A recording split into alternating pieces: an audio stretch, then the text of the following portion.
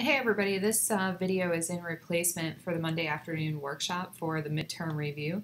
There was an error on the recording, so I wanted to record a quick video and go through some of the items for the review itself and the midterm for tomorrow.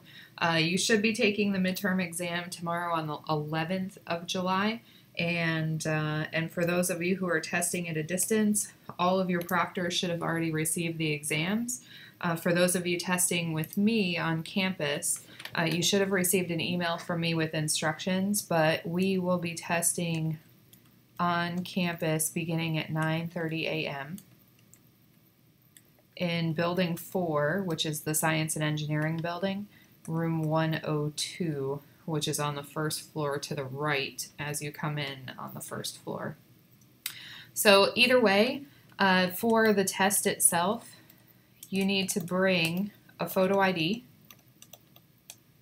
even those of you that are coming to campus since we're an online course. You need to bring a calculator. This can be any standalone calculator, but it cannot be a computer, cannot be your phone, cannot be an iPad, and you can't share a calculator, so it has to be a standalone calculator. And you need something to write with, pencil or pen. I prefer pencil, but if you like taking tests in pen, you can do that. As far as other things, everything else will be provided for you with the test. So if you are testing at a testing center, you should receive the following when you get your test.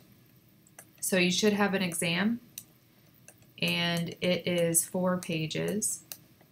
You should receive an answer sheet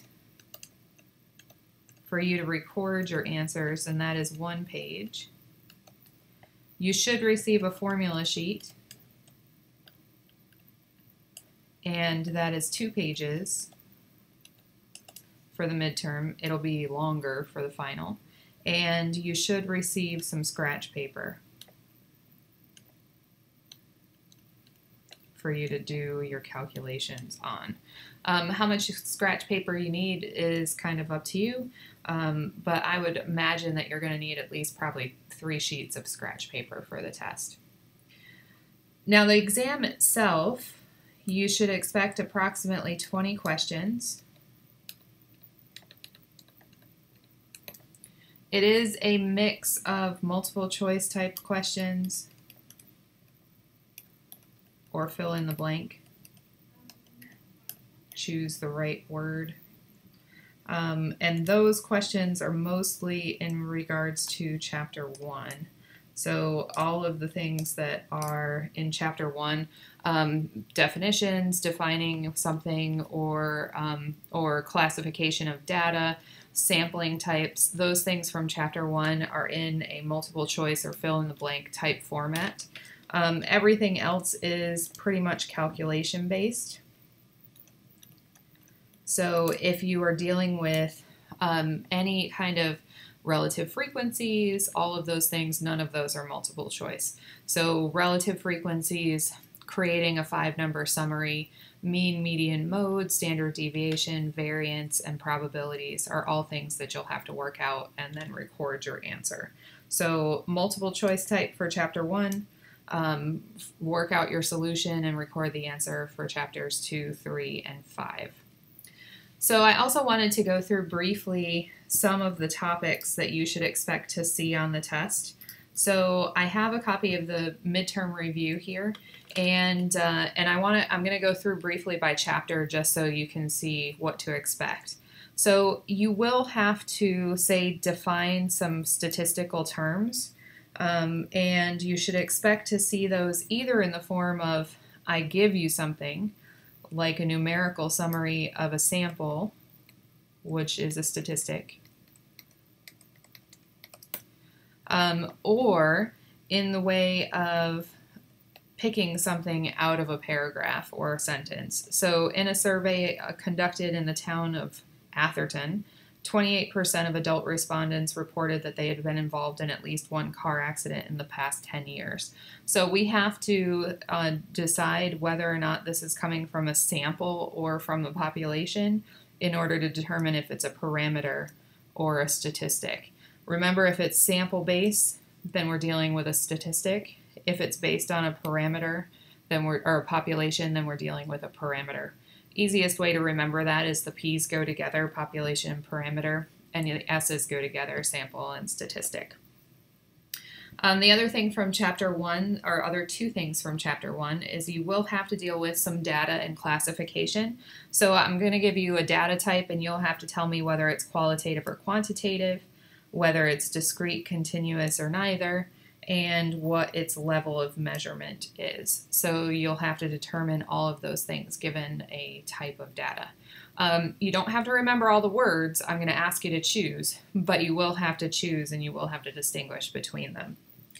The last thing from Chapter 1 is going to be sampling types. So you will have to determine the sampling type for some particular samples.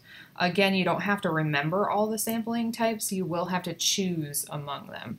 So make sure that you take a look at sampling types and you understand the differences between them. Moving on to Chapter 2. Chapter 2 is organizing and summarizing data. So big takeaways from here is being able to construct a frequency distribution and a relative frequency distribution. For those, make sure that you can actually construct the table. So you want to be able to construct the relative frequencies and the frequencies given some classes. From there, you'll also, from Chapter 2, must be able to read a graph. So make sure that you can read a graph from Chapter 2. And looking at some of the different types of graphs, you should be able to answer questions based on a graph. You should also be able to take some sort of, let's see, graph here. Here is a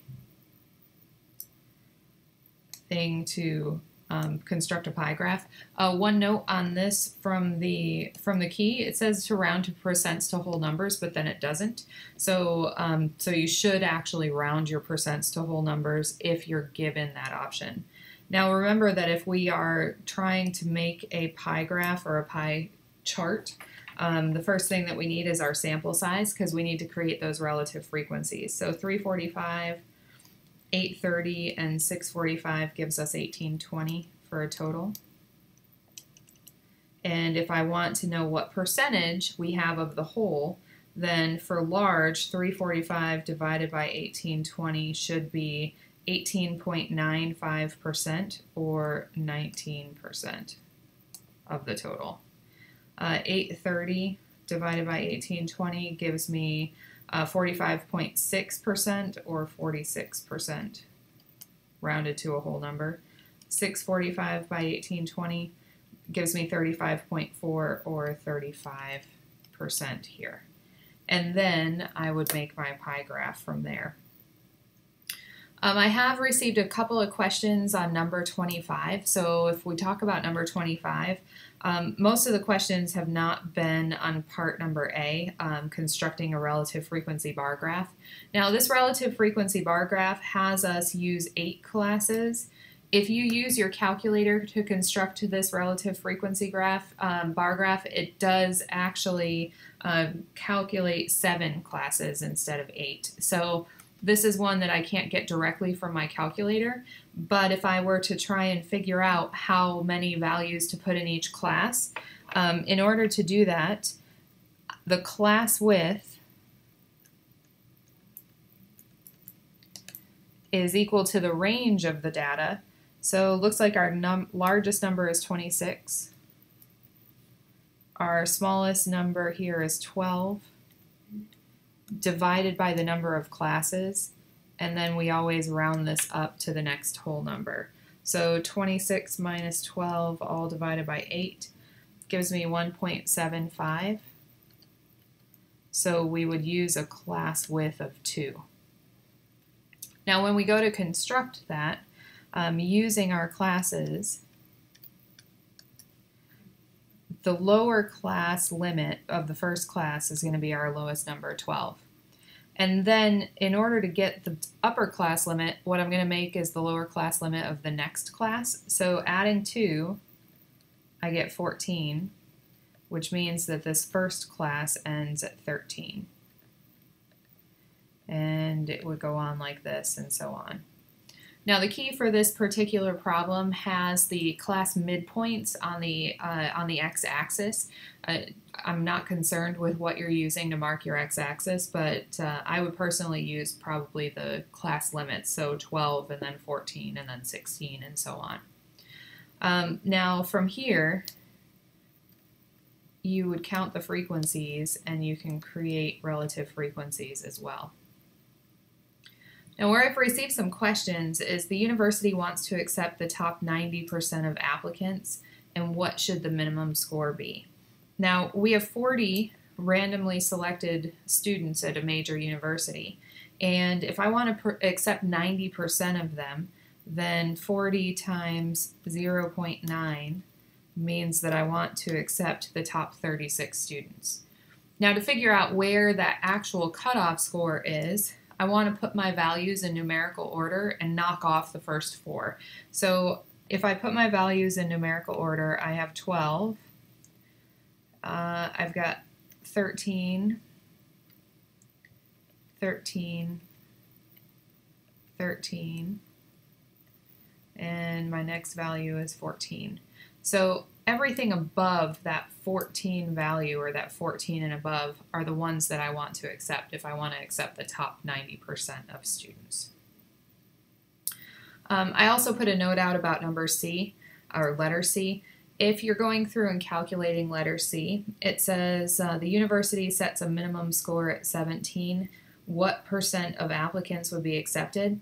If you go through and count these, that means that we have 31 out of 40 that are accepted, and from the sample, that's 77.5%. We will learn some other methods later on to get a little more exact than this, and you'll be able to get the answer that's actually on the answer key, but that is a little bit later in the course. All right, so going on from Chapter 2, make sure that you can calculate, or you can figure out what the shape of a distribution is. Remember, it's based on the length of the tail. So if I'm looking at a distribution here, I'm looking for the length of the tail. And you should be able to construct a stem and leaf display. For module number 3, or chapter 3, numerical summaries of data, if you are looking at numerical summaries of data, you'll have to calculate. First, you should think about smaller data sets. So think about something like this. I'm going to give you a data set that is not 30 values, but I'm going to give you something like this, and I'm going to ask you, you'll have to calculate the mean, the median, the mode, the range, the standard deviation, the sample standard deviation, the variance. Remember, if you're using your list, then you would square the standard deviation in order to get the variance, and the 5-number summary.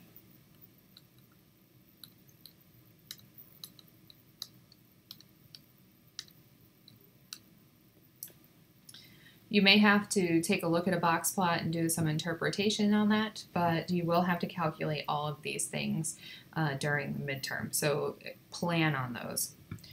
Then we are on to probability. So probabilities, remember, are always between 0 and 1. So if you are inclusive, so if you're looking for something that can't be a probability, anything you get that's negative, impossible. Anything that you get that's over 1, also impossible. So those are things to be on the lookout for.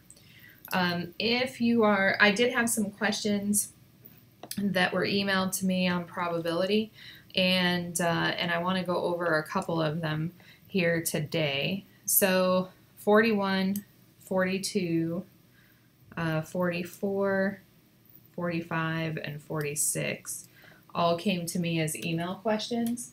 So I am going to work through some of those. Now, if you haven't worked through them yet, you should stop the video now, go try and do them yourself, and then come back and watch this if you're having trouble. Because if I'm just showing you how to do it, it doesn't help you out in the long run. So you should try it on your own first. If you're struggling on any of these, though, these are the ones that I'm going to go through. So number 41 says that a single die is rolled twice. Find the probability of getting a 4 the first time and a 6 the second time. So the first thing I have to determine is it independent? And if I'm rolling a single die and then picking it back up and rolling it again, whatever I got the first time has no effect on what I get the second time. So we're dealing with two independent things. So when I look at my probabilities, then I'm looking for the probability of a 4 and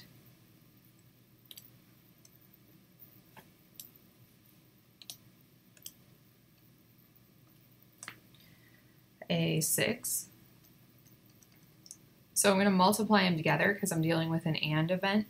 Probability of a 4, there's 1 4, 6 sides of the die. Probability of a 6, 1 6, 6 sides of the die. So when I multiply those together, I get 1 over 36 for that probability.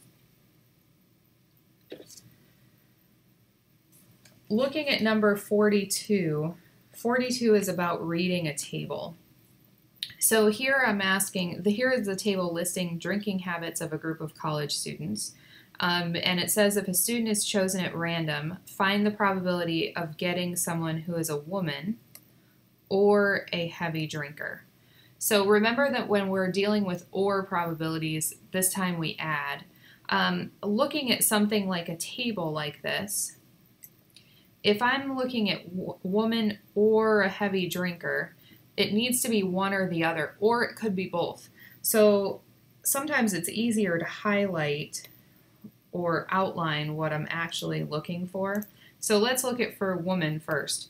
So if I'm dealing with a woman, then it's everything in this row, meaning that I have all of these people as women. It says or a heavy drinker. So here, if we outline the heavy drinkers in blue, then heavy drinkers here are these. Now notice I didn't outline the total column. Make sure that you don't accidentally add that again. Now the probability statement for an or probability says the probability of E or F is equal to the probability of E plus the probability of F minus the probability of E and F.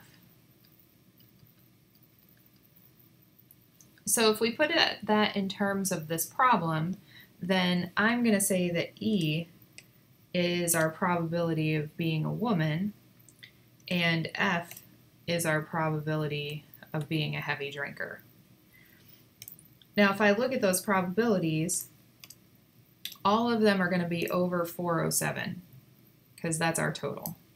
So looking at the first one, probability of being a woman, then that would be equal to, there's a total of 213 women out of the 407. And then I'm adding, because we're an or probability, the probability of being a heavy drinker. So there's 10 heavy drinkers out of the 407. Now the last part is this minus term. And the reason that we have this is because I do have one group of people that I've counted both as heavy drinkers and as women. And that's these 5 people here. They've been counted twice. So the and probability of E and F, is subtracting off what's called the overlap term. So I've counted some people as women and I've counted them as heavy drinkers. So I need to subtract off that overlap term. So what I'm actually going to subtract is 5 out of 407. And putting that together, I end up with 218 over 407. And you can reduce that to a decimal if you'd like. So that is that kind of probability. Now, numbers 44, 45, and 46 are also probability. 44 says a human gene carries a certain disease from the mother to the child with a probability rate of 49%. That is, there's a 49% chance that a child becomes infected with the disease. Suppose a female carrier of the gene has 5 children. Assume that the infections of the 5 children are independent of one another. Find the probability that all 5 get the disease.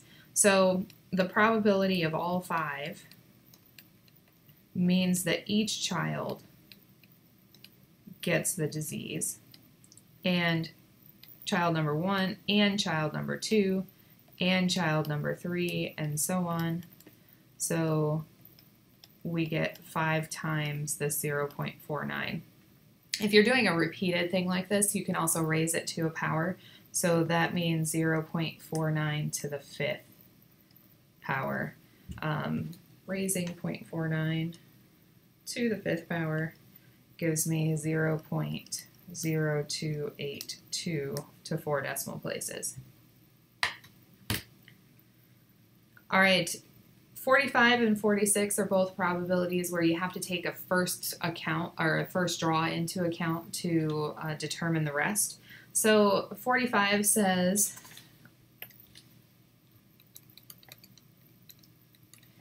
an ice chest contains 6 apple juices, 3 cans of grape juice, 8 cans of orange juice, 4 cans of pineapple juice. What is the probability that you reach into the container and randomly select 3 cans and get no grape juice? So we are doing no grape 3 times. So since we're doing something and something and something else, we're going to be multiplying our fractions together. First thing that we need to determine is how many cans we actually have in the container to begin with, and we have 21. So that's going to be our first draw, has 21 on the bottom. Now, each time we draw, we take a can out. So what we're doing is we're reducing the number of cans in the cooler. So at the first draw, we have 21. Second draw, we have 20. Third draw, we'd end up with 19. Now, the top number says that we have no grape. So we're selecting anything but a grape can. There are 3 grape cans in the thing. So the number of non-grape cans is 21 minus 3, or 18 altogether. Now, when I go to make the second fraction, I know that I've taken something out of the container that's not a grape juice. So I only have 17 left that are grape juice, or not grape juice, and then I have 16 left that are not grape. Multiplying this together, 18 out of 21, 17 out of 20, and 16 out of 19 gives me 0.6135 to 4 decimal places. And the last one for today, number 46. 46 says a county welfare agency employs 23 welfare workers, and those who interview prospective food stamp recipients. Periodically, the supervisor selects at random the forms completed by 2 workers to audit for illegal deductions. Unknown to the supervisor, 7 of the workers have been giving deductions. So 7 out of 23 are the ones that are giving illegal deductions. What's the probability that both workers have given illegal deductions? So probability of illegal and illegal. So the probability of getting a worker that's given illegal deductions on the first one is just that 7 out of 23. On the second draw, there are 6 left in the group and 22 left in the whole group. and you'd multiply these together in order to get your probability. I did say yesterday afternoon, and it's still true, I will be checking email today and early tomorrow morning. So if you have any questions that come up, please feel free to email me or post to the message boards, and I will make every effort to get you information before your test. I wish you luck studying, and we are halfway there. Hang in there. We have 4 weeks left. Have a good day.